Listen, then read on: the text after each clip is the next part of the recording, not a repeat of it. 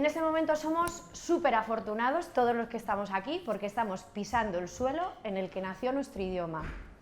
O sea, imaginaos. Aquí, a finales del siglo X, principios del siglo XI, el español vio la luz. Un día soleado, porque es que el español solo puede nacer en un día soleado. Típico de aquí. Claro. Sí, como un día soleado como hoy, un monje vio nacer al que es nuestro idioma y del que llevamos hablando y debatiendo todo este fin de semana. Y como vio que era un objeto pues, muy preciado, con mucho valor, muy delicado, lo metió en una cuna, entre algodones. Muchos años después, ya estamos en el siglo XXI, el español ha crecido, se ha hecho grande, tiene un valor inconmensurable. Fijaros toda la gente que le adora, le quiere y le ama, ¿no? Entonces nosotros hemos decidido que es momento de cambiarle el mobiliario, se nos ha hecho grandísimo. ¿Y qué dijimos? Pues lo vamos a meter como a los niños, de la cuna a la cama. ¿Pero dónde vamos a meter? No vamos a meter, ¿qué compromiso les ponemos a estos tres, ¿no? Meterlos en una cama. Entonces, molaría, bueno, a lo mejor algún año cambiamos y pasamos a cama, pero bueno, por ahora os preferimos que estéis cómodos. Entonces, ¿qué dijimos? Yo en una cama estoy comodísimo. Y más si es haciendo cucharita con Xurxo. Pero a lo mejor tus compañeros no. Hay un restaurante en Londres y en Ámsterdam que se llama el Superclub, que es el club de la cena, que cenas acostado. Bueno, pues venga, cogemos la idea. Mira. El año que viene Como se los va el romanos. español en la Está cama. todo Dios en camas. Bueno, nosotros hemos decidido sentaros en un sofá. Vosotros tres sois tres expertos en lengua. Y en camas no lo sé. Tres expertos en lengua, por lo menos en la relación de la lengua con el cerebro, en las palabras que ocupan nuestra cabeza.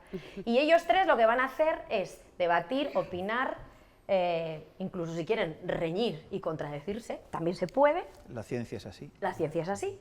Y vosotros tenéis un papel súper importante, porque vosotros sois parte del sofá del español, porque en el sofá del español interrumpir es obligatorio. Por favor. Muy bien.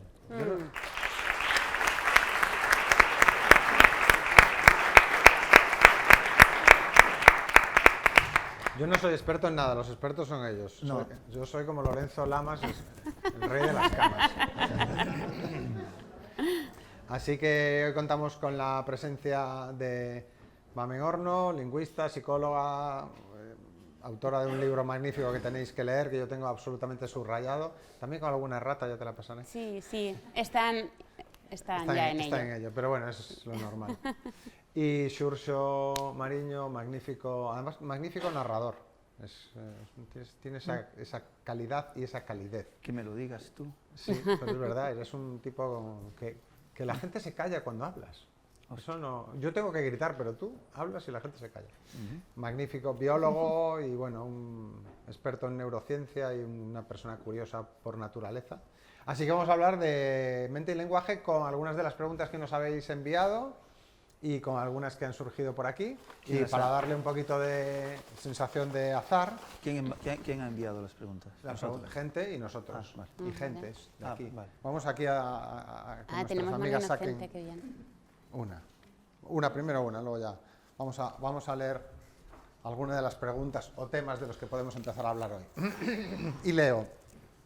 ¿Por qué cuando intentamos no pensar en algo, como en el elefante rosa, ese pensamiento se refuerza? ¿Qué dice esto sobre la inhibición cognitiva? Bueno, de hecho, habíamos quedado que podíamos hacer el experimento, ¿no? Sí. Que es que ahora vosotros, durante los próximos 2 minutos, si alguien piensa en un elefante rosa, tiene que hacer así. ¿Vale? ¿Sí? Si pensáis en un elefante rosa, si no, no tenéis que aplaudir. Pero si tan pronto os venga, tenéis que pensar en un elefante rosa. No penséis en un elefante rosa, de hecho. ¿Vale? Nosotros también, mientras estemos Sí, hablando también. de otra cosa, vamos haciendo así. No estáis pensando, ¿no? En el elefante rosa. Vale. Vale, pues esto es una buena ilustración. ¿Quién se atreve? Mira que nos enviamos como 25 preguntas. Sí, esta no nos gustaba a ninguno de los dos. Esta es la única que a mí no me atraía Pues nada. pasamos a otra. No, pero algo se puede decir, claro. Bueno, la razón... Bueno, ¿puedo Dale, hablar? dale. Sí. Es que no conozco ninguna explicación así neurocientífica coherente. Supongo que el hecho de inhibir es un hecho activo. Claro. Y precisamente porque es un hecho activo, estás fomentando esa idea. Sí. Tienes que visualizarla para poder inhibirla. Yo lo que diría es que el cerebro no para nunca, ¿no? Nosotros a veces podemos pensar que el cerebro es algo que está ahí dormidito, tranquilo, y que cuando le pones un estímulo ya dice, espera, que me toca trabajar, pero en realidad no. En realidad el cerebro está siempre pensando, siempre funcionando, ¿no? Con esos circuitos básicos y por lo tanto siempre va a haber un pensamiento. Entonces, si tú le metes comida, como no pienses en el elefante blanco, ¿era blanco o rosa? Bueno, Rosa. Pues claro, eso es alimento para ese circuito, ¿no? Que está siempre funcionando. Entonces, yo creo que si estuviera dormido, a lo mejor no pasaba, pero como está ahí siempre dándole, pues... Ya. Bueno. Venga, otra. Tú. Qué bien, ya nos hemos Vamos sacado con otra. Sí, esta ya está. Esta ya está zanjada. Veamos la siguiente. ¿Qué tipos de anomia existen? Estaría bien explicar qué es una anomia. ¿Qué consecuencias tiene para la vida, la autoestima y la salud mental de quienes la padecen? Sí, porque Creo que esa es una de las mías. No, es porque en el grupo de investigación al que pertenezco, y que está por ahí también está Irai de mi compañera, hemos decidido dar el salto y hacer, después de haber hecho lingüística teórica, psicolingüística, pues ahora estamos empezando con la lingüística, llevamos unos años trabajando con lingüística clínica y un ámbito que nos interesa mucho. Nosotras éramos, de origen éramos especialistas, algunas del grupo especialistas en léxico, y dijimos, bueno, pues vamos a ver qué pasa cuando a las personas no les salen las palabras, ¿no? Y tienen un problema, ¿no? Claro, que bueno, que en el fondo nos pasa a todos, pero esto es como siempre, ¿no? Es que como llega un cuando momento la que es tienes en la trastorno. punta de la lengua, pero muchas veces, ¿no? A veces, o sea, según el tipo de anomia. Entonces empezamos a trabajar con la gente que había tenido un ictus y como consecuencia del ictus, que desgraciadamente, por alguna razón, cada vez es más gente, como consecuencia del ictus tenían un problema de acceso al léxico. Entonces hay 3 accesos al léxico. Está el acceso fonológico. Esto es personas que tienen problemas para decir las palabras que son más complejas fonológicamente, o que pueden decir una palabra por otra cambiando fonemas, etc. Esto da problemas fundamentalmente para la visión que tienen los demás de ti, un poco para la imagen personal, ¿no? Porque estás diciendo, en vez de decir cerdo, dices cordo, cosas así, ¿no? Y dicen... Pero bueno, hasta ahí tienes al logopeda. Luego un segundo acceso es el acceso léxico. Entonces, esto lo que ocurre es cuando las personas en vez de decir tigre dicen, o bien dicen animal, que ni tan mal, o bien dicen león, que ahí ya tenemos más problemas, ¿no? Entonces es como que le falta la etiqueta, sabe lo que quiere, pero le falta la etiqueta.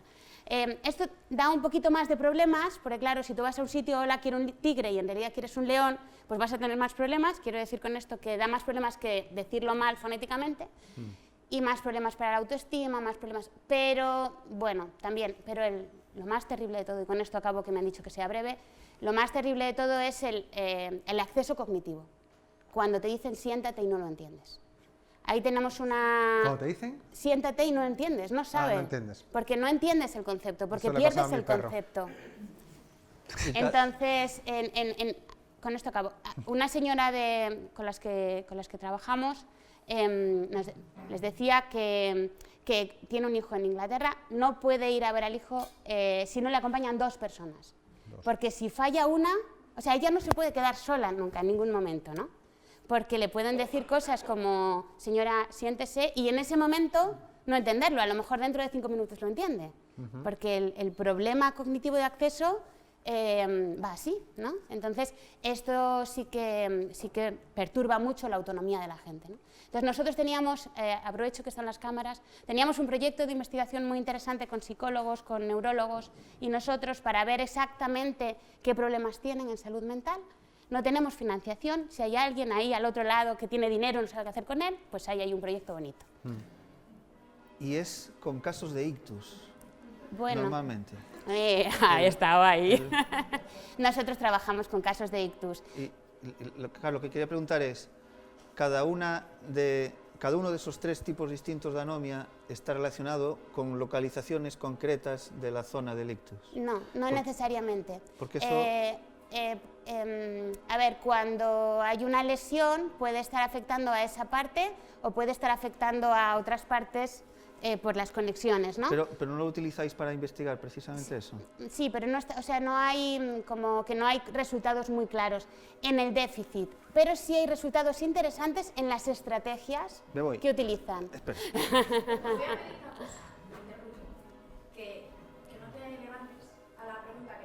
Ya, para no salir de cámara. No, eran estas dos para poder a las principales invitadas de este congreso, que son Valentina. Vale. Y luego que si podéis subir un poquito la voz. Vale.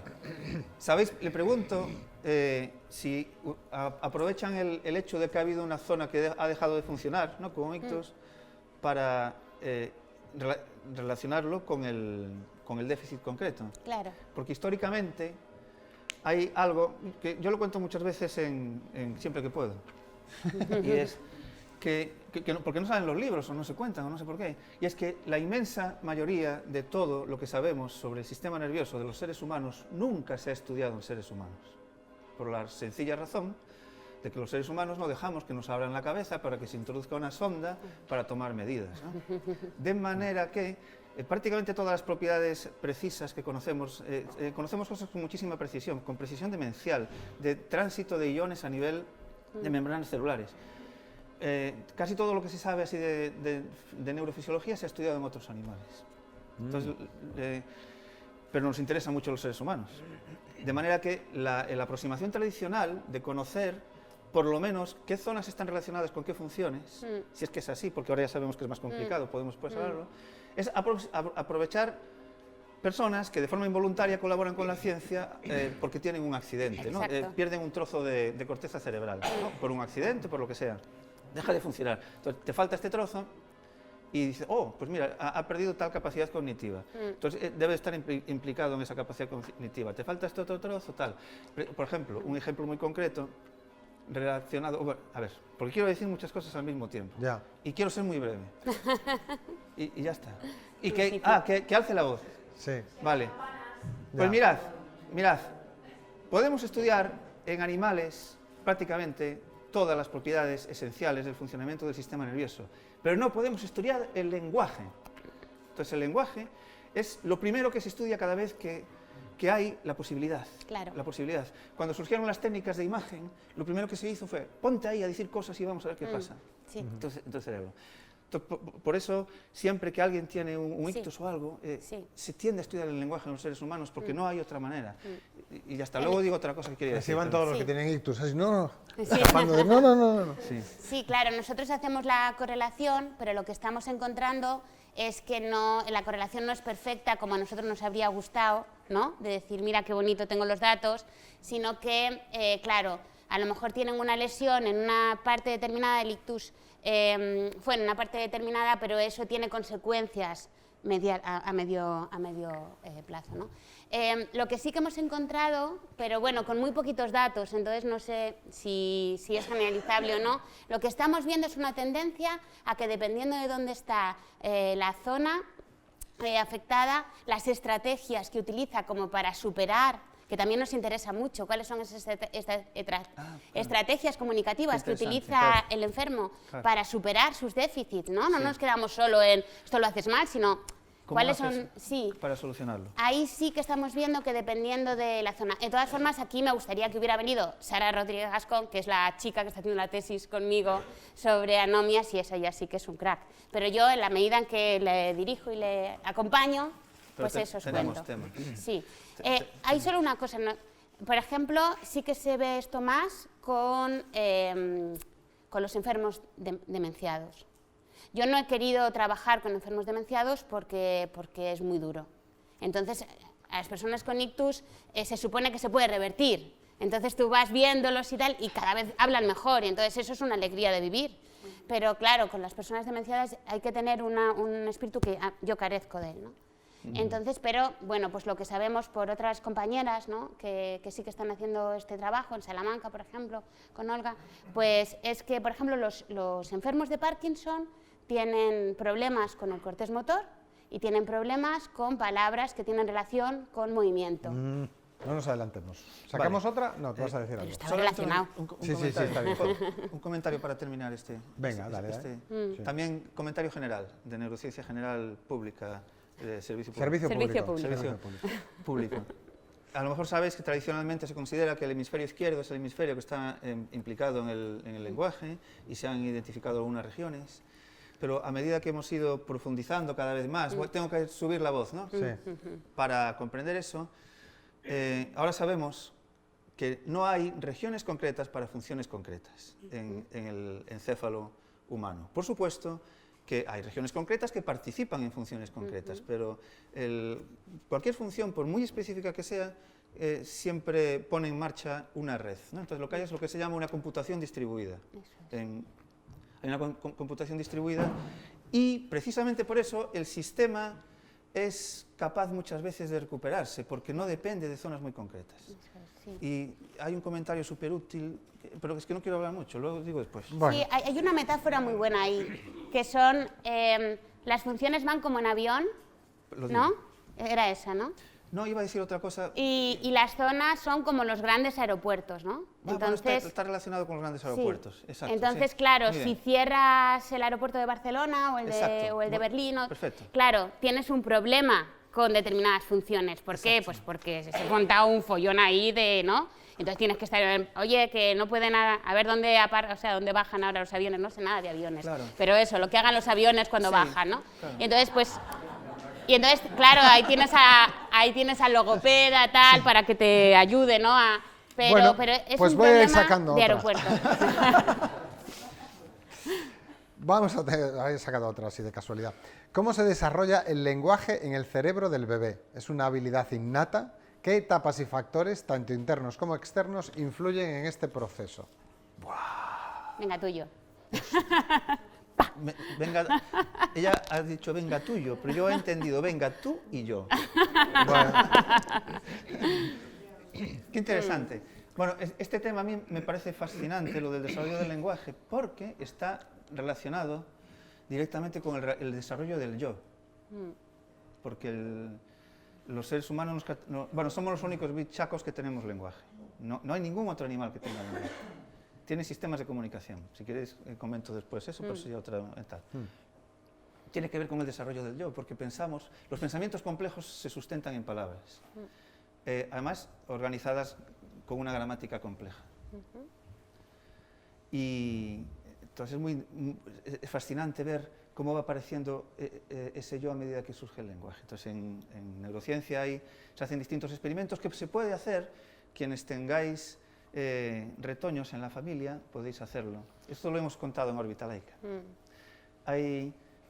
Hay un momento en el que surge la percepción de la autoconsciencia, de que tú existes como un ser individual, y es el test del espejo, que a lo mejor ya conocéis, ¿no? Entonces ese ya no lo explico. Y hay otro momento, ese surge en los seres humanos pues alrededor de los 3 años. 2-3 años, la autoconsciencia. Sí, Sí. 2. Sí. Como científico, húndeme, critícame. No, yo, Claro, lo que tú digas. No lo dudes, no lo dudes, que 2-3 años. Y después hay la percepción de que otros tienen en mente, de que no solamente tú te identificas contigo mismo, sino que las otras personas tienen mentes distintas que no piensan que no eres tú, que se llama la emergencia de la teoría de la mente, que eso ocurre entre los 4 y los 5 Estamos años. hablando de adquisición del lenguaje. ¿No? Digo, Sí, yo lo pongo ahí. Yo estoy mezclándolo con adquisición del yo, y por eso es fascinante. Entonces quería poner unas etapas, ¿no? Unas edades. 2-3 años, aparición de la consciencia de que existes, como un ente individual. Esto sí que existe en otros animales. Por eso la digo, existencia de por eso autoconsciencia, digo. pero no tienen lenguaje. Por eso.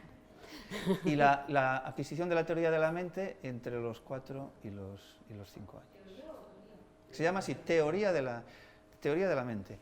Y esta es como la idea tradicional. Sin embargo, yo me di cuenta hace poco, pero esto hace, no sé, que las personas sordas, por un libro que tú citas en tu libro, que es el de Un hombre sin palabras, Maravilloso.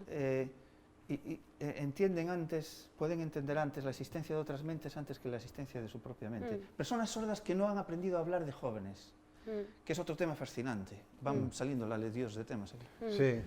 Sí. Y que los bebés sordos adquieren lenguaje antes que los que hablan. cuando están en el entorno. Claro, en Sí, un están entorno. cuando están en el Claro. entorno. Bueno, entonces, respecto a la adquisición del lenguaje, estas son unas tal. Y ahora hay muchas otras cosas que podemos comentar, pero para que no hable solo yo, Sí. no sé si quieres comentar algo. Sí, la respuesta a la pregunta básicamente, ¿cuál sería? Si O sea, es innato ¿cómo o se no es desarrolla innato. el lenguaje en el cerebro? Vamos a ver. Ahí podemos no estar de Tradicionalmente acuerdo. claro, tradicionalmente digamos que hay dos grandes posturas para esta respuesta.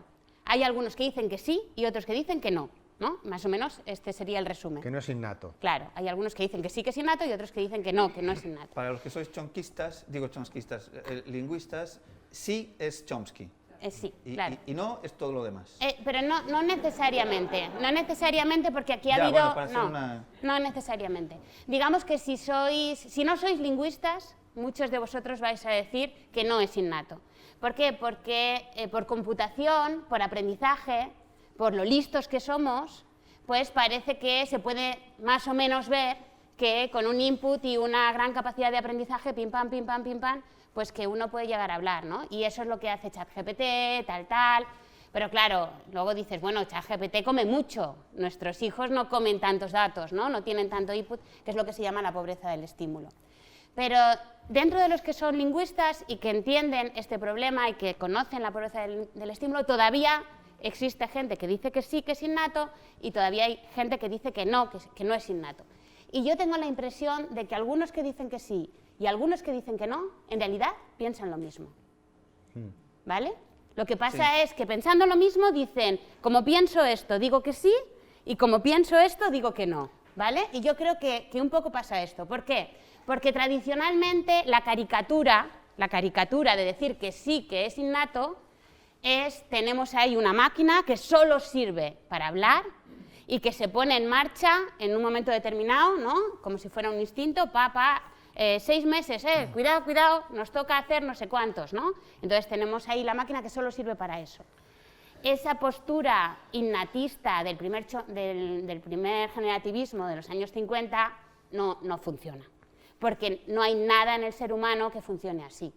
Quiero decir, que todo es reciclable, nosotros somos reciclar.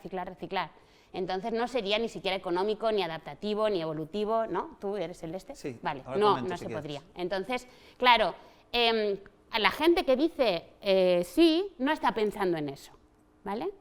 Y luego la gente que dice que no, caricaturizadamente, no necesito nada, o sea, solo con el aprendizaje, no necesito nada, ni cognitivo, ni nada, tabula rasa, ¿vale? Tabula rasa, como tal. Eso tampoco funciona. Entonces, Exacto. claro, la distancia entre los que decimos que sí y los que decimos que no Exacto. es más estrecha de la que Claro, parece, ¿no? Yo quería hacer la división para terminar con lo que estás terminando tú. Qué bien. Que es que realmente ahora hay una explicación muy bonita de que sí que parece que es innato. Que clarísimamente tenemos una tendencia natural, los seres humanos, cuando nacemos, a absorber el lenguaje, Sí. que indica eso, pero se puede explicar ese innatismo sin la necesidad de buscar órganos específicos para el lenguaje, Exacto. que es lo que lleva Chomsky buscando por Exacto. medio siglo. Y puedo profundizar en eso o no. Vamos a ir a otra y siempre podemos... por ahí. Edu, sí. Claro, dale. Necesitamos, Claro, Sí. se debe. necesitamos el micro para que Y- quede registrado. y Ah, tienes que tratar de hundirlo. Si es difícil, para él. No. venga. Una es si se puede tener recuerdos previos al nacimiento del lenguaje o a la identidad. ¿Vale? Si uno puede tener memoria, Sí, pero sí. no tener identidad. Vale.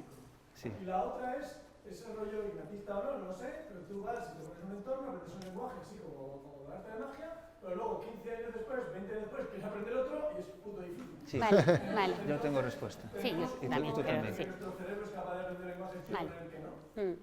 Tengo comentarios para los dos y tú Sí, también. yo también, venga, dale, Pues tú da dale. los tuyos y yo los míos. Sí. Sí, pero empieza si quieres. Dale, venga. Esa concisión, vamos. ¿Cómo era la primera? A mí me ha pasado lo mismo. Sí. Ah, recuerdos, sí, recuerdos. Hay Esa una es cosa que se buena. llama amnesia infantil. La amnesia infantil consiste en que los seres humanos no recordamos nada de lo que, o esencialmente nada, complejo, ningún pensamiento complejo de lo que nos ha pasado hasta que no tenemos 2, 3, 4 años de edad. Por eso no hay que llevar a los niños de viaje hasta los 6. Y Total, no se van a acordar. hay dos explicaciones para esto. Una es que para que exista un sustento de la memoria se necesita una arquitectura de conexiones entre neuronas que esté ahí. Eso es. Por eso que cuando penséis que las neuronas se nos mueren y no se reproducen, eso no es ningún problema, porque si se estuviesen reproduciendo continuamente sería una cosa demasiado poco... eficiente. Necesitamos una arquitectura que permanezca.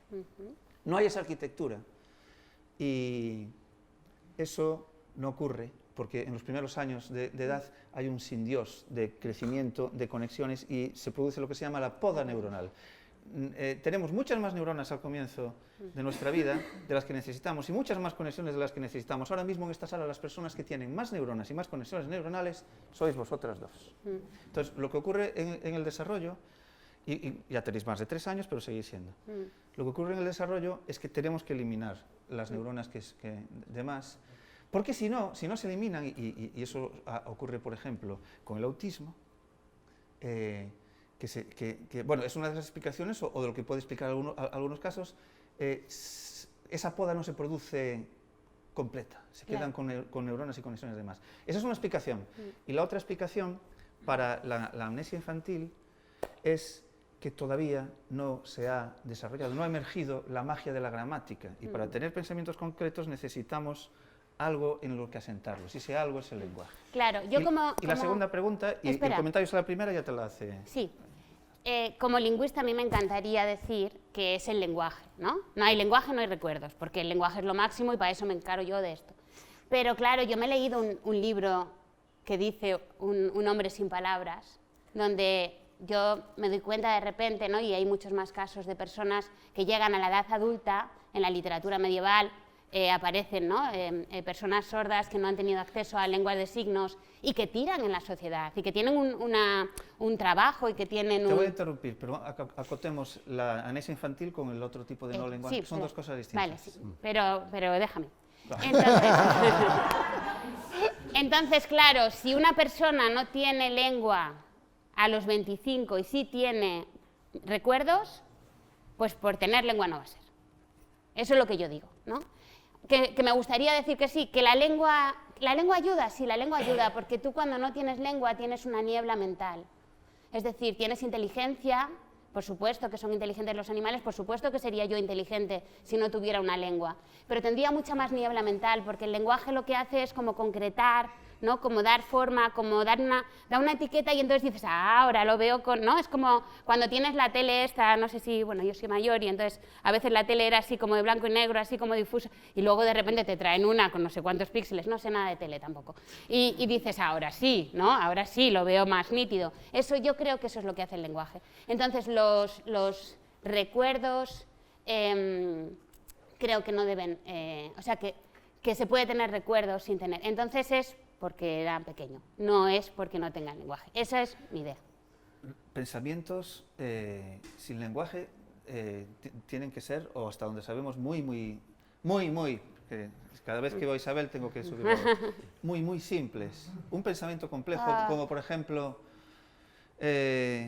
después de comer a las 4:15 voy a reflexionar sobre si la filosofía de Schopenhauer y su antifeminismo están relacionados. A mí me da miedo la palabra simple, me da miedo la palabra simple, porque es simple el pensamiento que tiene un animal, es simple, es diferente claro, al pensamiento de sí, Schopenhauer, sí. Pero es simple, no. Estamos evolucionando, somos nosotros más complejos, más guays, más tal. No. Me da miedo esa palabra, no me pero gusta podemos esa palabra. definirlo al revés. El lenguaje es una herramienta que nos permite generar pensamientos complejos, y lo simple que sea lo que sea. El lenguaje sí. El lenguaje es una herramienta que nos permite pensar en discurso. Y el discurso lo que hace es enlazar de forma argumentativa determinadas ideas. Pero hay veces que, por ejemplo, los traumas se basan en imágenes causa-efecto. Y es muy complejo, ¿eh? O sea, si has tenido un trauma, sabes que eso es muy complejo, pero no está desarrollado argumentativamente con un lenguaje. Por eso digo que no me gusta tanto verlo como esto es simple, esto es complejo, ¿no? Sí. Yo lo veo de otra manera. Y otra cosa que nos permite el lenguaje es discutir. Es discutir y viajar en el tiempo y en el espacio. Sí. Vale. Que es una de las características que hace que el lenguaje lo tengamos los seres humanos y los animales no, porque los animales no tienen una cosa que se llama desplazamiento, que es esa capacidad de mentalmente transitar y reflexionar sobre el pasado, elaborar planes de acción para el futuro. Es muy curioso que una lingüista esté diciendo que el lenguaje no es para tanto y un neurocientífico esté diciendo que el lenguaje es la... ¿no? A mí aquí me está pareciendo que está pasando algo. Y que los dos no hayáis ¿no? llegado a la segunda pregunta de Edu. Es verdad. ¿Cómo era la segunda pregunta? Tú ya la respondiste, perdón. Menos mal. Claro. Pero para eso estás tú. ¿Cuál era la segunda Me dijo, pregunta? pues las llevarás que Es que- fácil es moderar a estos dos. Pero es que si no, tú no tendrías trabajo. Claro, también es cierto. ¿Cómo era la segunda, Edu? Perdón. Sobre la facilidad de aprender lenguajes cuando eres más niño, cuando eres más mayor. Ah, Vale, sí, vale. esa es más fácil, esa es más fácil. La fonética, la gramática, el vocabulario. etcétera. Claro. Básicamente porque a partir de los 20 ya no entran las cosas. Sí, bueno, para eso no hay una respuesta única, ¿vale? Porque el lenguaje no es una cosa, hola, vengo, soy lenguaje, sino que, claro, tienes que dividirlo. Entonces, palabras hasta cuando quieras, ¿no? Y si no aprendes palabras es cosa tuya porque hasta cuando quieras. Esas ventanitas de las que se hablaban antes, ¿no? De tienes la ventana de la sintaxis, te quedan 10 minutos, 9, 5, ¿sabes? Eso tampoco es así. O sea, quiero decir que es verdad que la neurogénesis y la poda neuronal de la que hablaba antes Suso, tiene que ver con esto, ¿no? Y si ha venido el jardinero y ya tienes todos los matorrales hechos y tal, y bueno, pues hay determinadas neuronas que han caído y eso hace que determinadas cosas te resulten más difíciles, ¿no? No imposibles, porque tú te vas a vivir ahora a Japón y la vida de tus hijos y tu vida depende de que aprendas japonés y te digo yo que lo aprendes, con más dificultad, con más tal, pero lo aprendes, ¿no? Para ser espía no sé, o sea, para que no se te note que no eres japonés no lo sé, pero para vivir y eso te aseguro que sí. Los espías son de Entonces, nacimiento. No, Claro. no se hace uno espía, se nace espía. claro, entonces hay ventanas como de facilitación, de vas a tener que esforzarte menos, pero ya no se piensa en esas ventanas de hasta aquí chispún, ¿no? Y luego, dependiendo de qué estamos hablando, si estamos hablando de la fonética o estamos hablando de la sintaxis o del léxico, la ventana es más amplia. Yo que me dedico al léxico estoy feliz porque la ventana del léxico no se para. Entonces yo, pues, toda la vida aprendiendo. Está guay. Bueno, tengo aquí otra pregunta. Perdone. Nada, nada. No, Mira, esta va. viene, mira el pelo.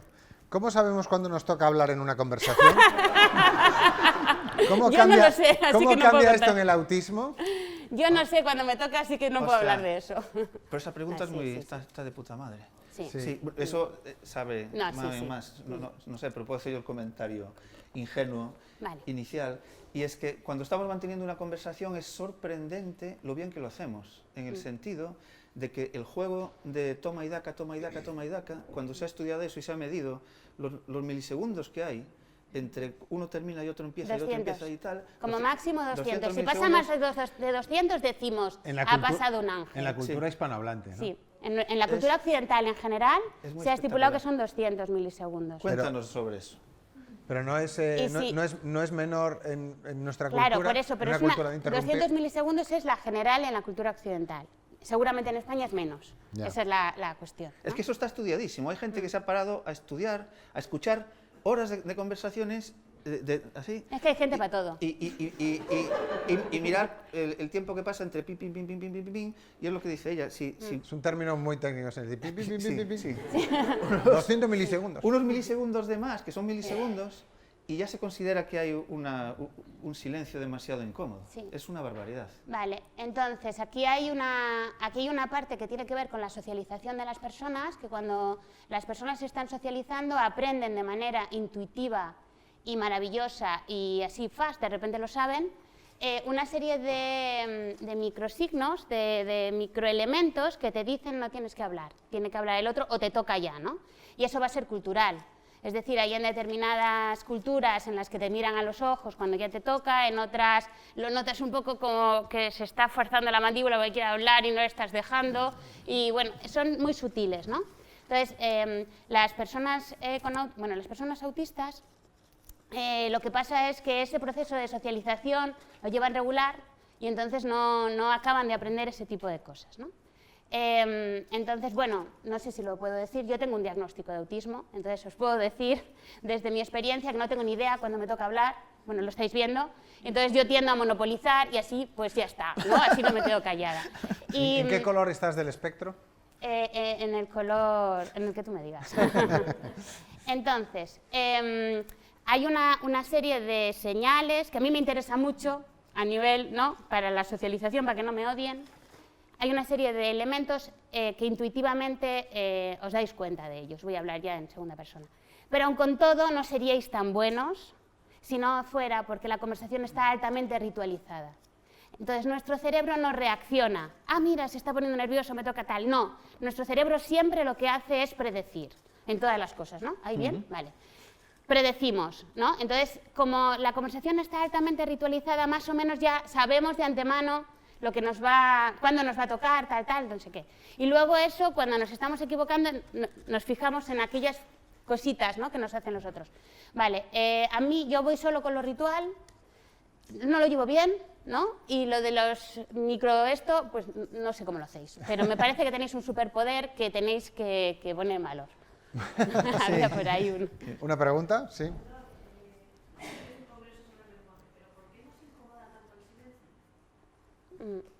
A ver, no. Sobre todo aquí, ¿no? No. En O España, sea, digo. No a todo el mundo le incomoda No, el silencio. en una conversación y en un ascensor, pero... No le incomoda a todo el mundo el silencio, eso es cultural. Hay culturas en las que el silencio es bien, que Sí, dirías sí. tú, ¿no? Y- Hay culturas que lo que incomoda es que hablen demasiado. Sí. Y eso tiene que ver un poco con cómo crees que puedes hacer feliz a los demás. Hay culturas que piensan que pueden hacer feliz a los demás si les dejan en paz, básicamente, ¿no? O sea, digamos que técnicamente se llama de otra manera, ¿no? Pues culturas de cortesía negativa y tal, pero yo lo que entiendo es eso, que piensan que si dejas en paz a la gente la haces feliz. Entonces ahí el silencio bien. Hay otras culturas que pensamos que hacemos feliz a la gente si le hacemos sentir uno de los nuestros. Entonces ahí el silencio mal, ¿no? Entonces depende un poco de cómo culturalmente pensamos que vamos a hacer felices a los demás. Y depende del tamaño del ascensor. Por ejemplo, en los ascensores de los superhoteles no pasa nada. Estás No. allí, Yo tenía pero- un amigo que lo que hacía cuando entraba en un ascensor es que se ponía de cara a la pared, para evitar el momento tenso de no tener cara. Ahora Entonces, tenemos los móviles, ¿no? Te pones en el ascensor, Claro, y siempre puedes aprovechas, hacer una excusa. no estás mirando nada, pero... por cierto, me acaba de venir un flash que hoy es el Día Internacional de la Corrección, que está bien que lo recordemos, así que se está celebrando un congreso de correctores, de hecho, que coincide con este, lamentablemente este es mejor, pero bueno. Solo un comentario, también muy importante que acaba de hacer Mami, y es que la misión principal del sistema nervioso es hacer predicciones. Claro. Somos unas maravillosas máquinas de predecir. Bueno, pero maravilloso. predecimos... Algunos regulares. Pero predecimos incluso para cosas que pensamos que no son predecibles. Por ejemplo, la percepción sensorial, las cosas que terminamos viendo y escuchando, en gran medida son una predicción. Hay muchas maneras, ¿no?, de mostrarlo, pero tampoco, bueno, no es, esto es sobre el lenguaje, como acabas de decir. No, pero Y- también cómo entendemos las oraciones. Hay una cosa que a mí me gusta muchísimo, que son los Garden Path. Los Garden Path. Es que no sé cómo se dice en español. los caminos de hechos así transitados. Total, que tú estás escuchando una los oración, senderos. Pero ¿cuál es estás la escuchando palabra? una oración y de repente dices, uy, ¿qué hago con esta palabra si no me cabe en ningún lado? ¿No? Y entonces echas como para atrás y tienes que volver a interpretar toda la me echo para oración atrás. porque habías hecho la estructura mal, ¿no? Entonces eso es porque vas como prediciendo de ahora me va a meter un complemento directo, ahora me va a meter un Claro, complemento tal. Yo estaba y- hablando de una predicción a nivel mucho más general. Ya. Y también hacemos una predicción cuando vamos a hacer un movimiento. Un movimiento termina por ser, es como una predicción autocumplida. Y entonces nuestro sistema nervioso cuando vamos a hacer un movimiento ya sabe cómo van a estar, ¿no?, así Sí. nuestro cuerpo en tal circunstancia y cuáles pueden ser los estímulos sensoriales que activemos con ese movimiento. Y precisamente por eso no nos podemos hacer cosquillas a nosotros mismos, porque no podemos sorprendernos. Un cosquilleo es un ejercicio de sorpresa. Las cosquillas no existen. Las cosquillas existen cuando tú no sabes No, me refiero a que la mano las hacia creas dónde va a tú. ir cuando te va a tocar. Y como nuestro sistema está prediciendo, sabe dónde te vas a ir, no hay puta manera. Es verdad. Y por eso podemos coger un huevo y dejarlo sobre la repisa Qué susto me has dado. y no romperlo. Ajá. Ah, bueno, claro. Porque si hay físicos en la sala, que me hagan a mí las cuentas de qué fuerza tengo que hacer exactamente para coger un huevo de la nevera de gallina, ponerlo sobre la repisa y que ni lo chafe ni se me Ese es uno caiga. de los grandes desafíos de la robótica, Sí, precisamente. sí, sí. Pues eso lo hace mi cerebro, papá, porque predice. Tenemos una pregunta aquí. ¿Y qué parte es el procesamiento de esa predicción inconsciente? Muchísima, muchísima. Todo. Espera. No, Según en lo de coger el huevo ¿Qué tal todo. están Yo de no reflejos? pienso... ¡Ay, ay! ¿Habéis visto? Mira usted. Mirad, fijaos en su... ¿Es fijaos o fijados? Fijaos. Fijaos, porque como lo del iros e idos, No, pero ahí es que nos idos dejan. a la mierda, ¿no? Fijaos en sus brazos, sus antebrazos y su mano. Comienza a moverlos en el momento de agarrar la pelota o el cerebro o antes. A ver, esto se lo dice Eduardo. Mucho antes. Esa predicción es totalmente automática. No, y es una barbaridad, porque estás moviendo muchísimos músculos, pones en movimiento muchos músculos. De la trayectoria hacia donde tengo que poner la mano. Tu sistema visual está detectando el movimiento, está haciendo un cálculo parabólico y está detectando la velocidad. Y es una pasada. Ahora, Pasa cuando por ejemplo estás así que se te cae algo, es inconscientemente reaccionas. claro, Y lo pues, tocas en el aire. pues eso es inconsciente. Y estás despistado pensando en cualquier otra cosa. Aquí, Yo al aquí hay hilo... una cosa muy interesante, perdón, No. lo del tor. Bueno, claro, aquí vamos por un lado en consciente, estoy viendo que viene, y por otro lado inconsciente, ¿no? Las cosas que hace mi cuerpo las hace él sin decirme nada, ¿no? A la vez, pero hay personas que tienen una lesión y no están viendo conscientemente que llega la pelotita, ¿no? Y dice, ¿ves la pelota? No, y la agarran. Ajá. Porque la conexión inconsciente que me hace predecir y me hace agarrar sí funciona. Y la sensación que tiene que dar no haber visto la pelota y de repente que la hayas cogido, eso tiene que ser para escribir un ser. libro. Esto se hicieron experimentos con personas ciegas que tienen bloqueada la parte consciente, la parte de la corteza visual, pero hay otra parte que está informando y precisamente hay unos vías visuales que se encargan pues de gestionar así movimientos automáticos y reflejos que no tienen nada que ver con la consciencia. Y si eso les funciona, no sé si hay un vídeo, no sé. Bueno, los investigadores lo que hicieron fue en el pasillo del laboratorio con esta persona ciega, lo conoce, no sé.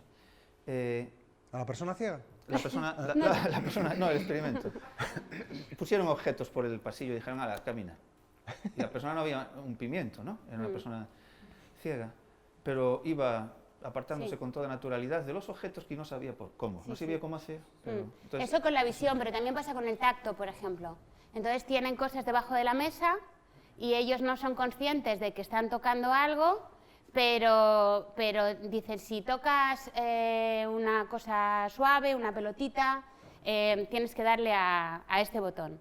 Y le da con el botón. Pero esto lo han hecho también con primates.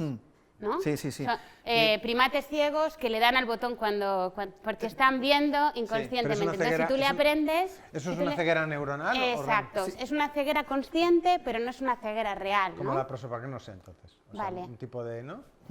Que no es que La falle. prosopagnosia no tiene nada que ver con eso. Pero me refiero a que no es que falle Ah, el vale, nervio sí. ocular. Sino la interpretación. no es falla la nada en los interpretación. ojos. Sí, No falla sí. nada en el Tiene objetivo todo de la... que ver, tienes razón. Al hilo de lo que preguntaban sobre el ruido, también es curioso, y lo saco a colación, las culturas de alto contexto y de bajo contexto. Claro. ¿Hay cierta relación? Sí. O sea, las culturas de alto contexto. ¿Todo el mundo sabe lo que son las culturas de alto y bajo No, contexto? yo no. No, perfecto. Las culturas de alto contexto son aquellas en que para que se produzca una comunicación eficiente tiene que haber mucho más contexto que el meramente léxico. Entonces, por ejemplo, la cultura de más alto contexto del mundo sería la japonesa, donde en el proceso de comunicación intervienen un montón de otros factores que tienen que ver con la jerarquía, la edad, el estatus, la situación, el año, un montón de cosas. Por eso es tan difícil y hay tantos cursos de... Por eso Chomsky no tiene nada que hacer ahí. No tiene nada que hacer, es lo que efectivamente. se llama comunicación ostensiva y Claro. diferencial. Ni yo. Entonces, las culturas de alto contexto se necesita mucho más que la simple palabra frente a las de bajo contexto, donde estarían países nórdicos, Países Bajos, Estados Unidos, Y ChatGPT. efectivamente, donde nadie se toma como algo personal, o sea, la gente te dice, no me gusta esto que has hecho, y tú no te lo tomas como algo personal, que simplemente se está transmitiendo información. Sí. Tú a un japonés le dices, no, o no me gusta esto que has hecho. Entonces, en ese arco tienes las culturas asiáticas, japonesas, culturas árabes, Latinoamérica, y España cae más del lado del bajo contexto, porque aunque hablamos el mismo idioma, la cuestión es que son más ruidosas generalmente muchas de las culturas de alto contexto. No sé si o sea, son más horror vacui. ¿Hay más televisores encendidos en los locales, en los restaurantes de Latinoamérica, de los países árabes? ¿Hay más bullicio? No sé por qué. Esto es es casi una pregunta para vosotros. Yo de eso del bullicio no sé nada, pero de lo que sí que he reflexionado es de cómo entendemos lo que nos dicen los demás, ¿no? Las ironías, las metáforas que están en todas partes, los dobles sentidos, la intención, ¿no? Que te dicen, nos vamos a cenar y dices, pues que os lo paséis bien, y luego te has enterado de que te estaban invitando y es que no lo sabías, ¿no? Porque me inviten de verdad, que me digan, vamos a cenar, vente, ¿no? Y ya, entonces ya decido. Bueno, ese tipo de cosas, ¿no? Entonces, también ahí hay esa correlación, ¿no? Digamos que esa diferencia entre lenguas en las que, digamos que son más literales y por lo tanto necesitas menos contexto para entender. Sí. O sea, ya no solo para, me sienta mal que no me llames de usted, tal, sino para entender, para saber si te están invitando a cenar o no, porque eso es un melón. Sí. Cuando dice nos vamos a cenar, saber si vas o no, eso es un melón que algún día abriremos. Pero la cuestión es que en algunas culturas, en las que yo me siento mucho más friendly, pues son más literales, ¿no? Entonces ellos dicen, nos vamos a cenar, ¿vienes? Y entonces tú dices, pues no, gracias, y ya está, ¿no? Bien. Y las Esa que sería son... la gran diferencia entre alto y bajo contexto, ese ejemplo que estás diciendo tú, que se intuyen muchas más cosas. En nuestra cultura es más de un cafecito, ¿y esto qué significa? Sí, queremos un que cafecito, ¿quieres que te lo traiga? ¿Quieres tomártelo? Vengo yo a tomármelo. ¿Qué es esto? ¿Tú cómo manejas? Mal. Sí. Ironía, Mal. ironía, doble sentido. A ver, la ironía, yo soy súper irónica, pero la diferencia está en que yo uso todos mis canales para que todo el mundo sepa que estoy siendo irónica. Okay. Entonces, utilizo el léxico, yo digo, me gusta muchísimo, es maravilloso, la gestión, por ejemplo, ¿no? La gestión es maravillosa, voy a estar todo el día haciendo informes, yo viva la gestión. Vale, y en mi lenguaje corporal, mis gestos... Es todo así. Esto, todo, lo hago todo a la vez. ¿Para qué? Porque todos mis canales son coherentes, ¿vale? En cambio, la gente dice, me gusta mucho. Perdona, o sea, con la ceja me estás diciendo que no, el me gusta mucho a mí no me está dando ninguna pista, ¿no? O sea, yo te lo digo así y tú dices, Dios mío, ¿qué está pasando? Perdona, sí. Entonces dicen que nosotros no tenemos coherencia central. Perdona, los que no tenéis coherencia central sois vosotros, obviamente. ¿No? Malditos neurodivergentes. Tenía Eduardo una pregunta. Sí.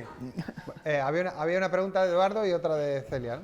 Bueno, era una cosa de volver a la parte de las predicciones inconscientes o el escaneo inconsciente que tenemos en relación al lenguaje, ¿no? Tú puedes estar en un bar donde hay 20.000 conversaciones, como escuchas tu nombre, es una conversación en la que no estás escuchando esa conversación, no sabes lo que está hablando, no puedes decir que han dicho la palabra anterior a tu nombre, no puedes decir cuál es, pero escuchas tu nombre y tu conversación está ahí, y es porque estaba antes, ¿no? Ya estaba antes, estaba registrando cosas. Claro. Voy a hacer un comentario Sí. muy al hilo de esto. Yo me llamo José. Entonces, yo cuando voy a Argentina sufro, porque cuando un argentino o un uruguayo dice yo sé qué tal, dice yo sé que tú lo hiciste. Entonces estoy todo el rato como, cada vez que alguien dice yo sé, yo pienso que me están hablando. Sí. Hay una zona en el encéfalo, voy a repetirlo, una cosa que yo creo que siempre, ya estáis cansados de que lo cuente. No. Pero esto sí, como es del lenguaje, antes de contar lo que voy a contar otra cosa. ¡Qué raro! Y es que lo que le cortaron a Luis XVI, lo que perdió cuando le cortaron la cabeza fue el encéfalo. Ya, que levante la voz. Fue el encéfalo, proyecta, que dicen los actores. Sí. Fue el encéfalo. Luis XVI se quedó sin cabeza y sin encéfalo. El cerebro es una parte del encéfalo. Entonces, ahora, por ejemplo, yo iba a señalar una parte del encéfalo que no forma parte del cerebro. Entonces, como en inglés sí que lo usan bien, que es brain. Brain es encéfalo. Y cuando se traduce un libro del inglés al español, se traduce casi siempre mal, brain por cerebro, porque cerebro en inglés es cerebrum.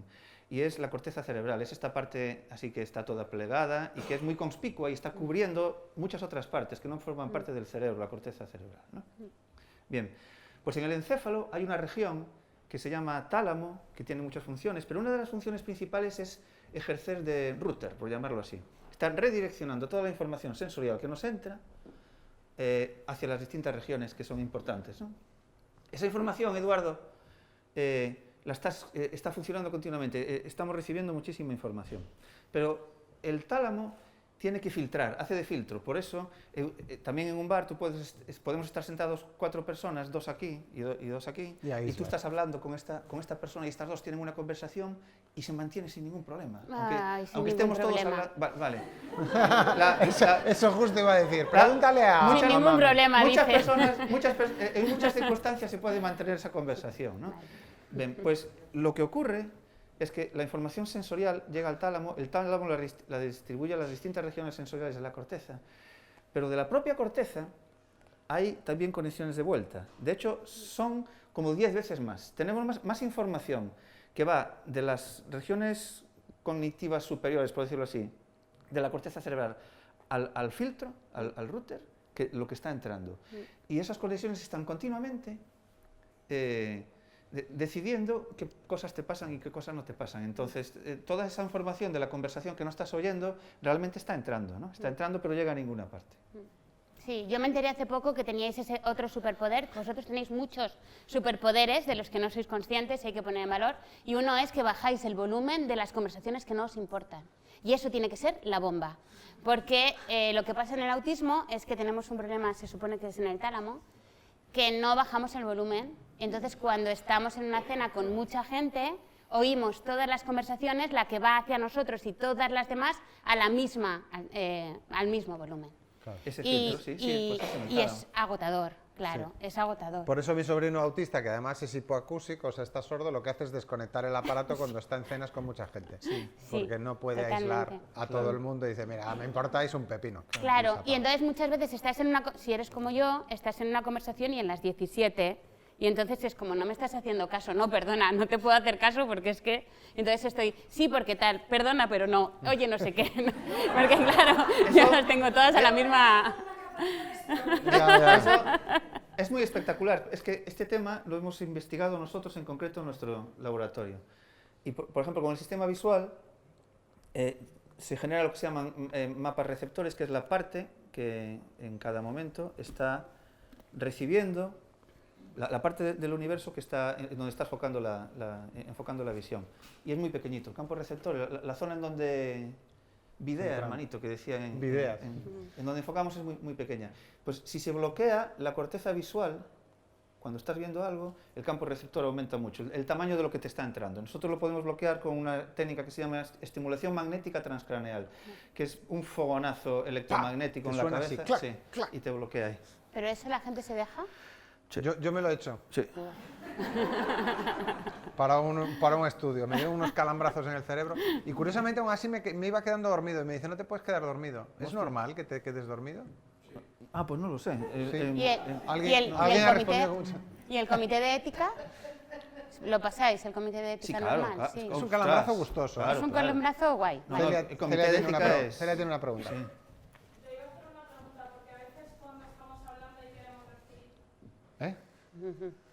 ¿Qué es eso?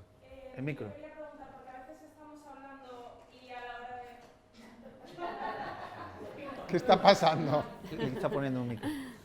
¿Qué está ¿Por pasando? qué a veces estamos hablando y en vez de decir una palabra decimos otra? Como que confundimos una palabra. Creo que eres tú. Va para ti la pregunta. Vale.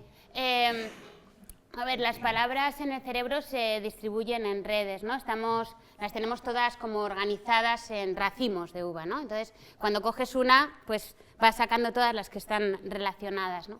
Entonces, en muchas ocasiones ese acceso léxico no es perfecto. Aunque no haya ni una demencia, ni haya una anomia, ni ya nada, claro, daos cuenta también que ese acceso va a ser en milisegundos, ¿no? Entonces, en muchas ocasiones te equivocas de ruta, ¿no? Es como que te pasas de la salida de la autopista, ¿no? Eso nos pasa constantemente en casa, ¿no? De repente dices, ¡ay, va, que me he equivocado!